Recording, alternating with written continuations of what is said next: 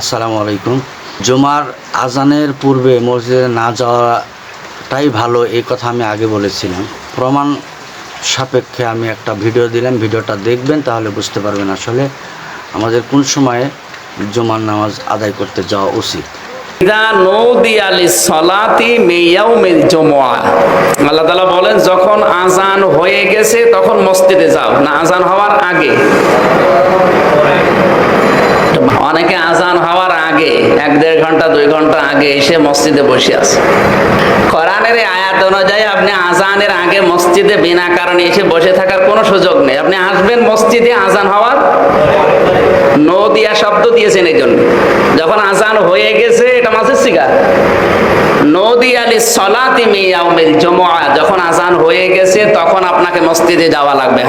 আপনি এসে বসে শিখতে পারবেন না, বিষয়টা এমন না। আপনার যদি কিছু শেখার থাকে সেটা আলাদা।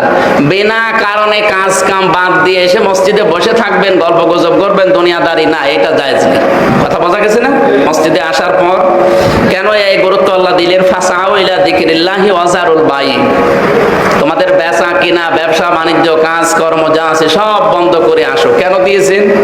এরপরে আবার এতটুকু শেষ না করে যালিকুম খায়রুল লাকুম, এটা তোমাদের জন্য ভালো হবে, উত্তম হবে, লাভ হবে, ইন কুনতুম তাআলামুন, যদি তোমরা জানো।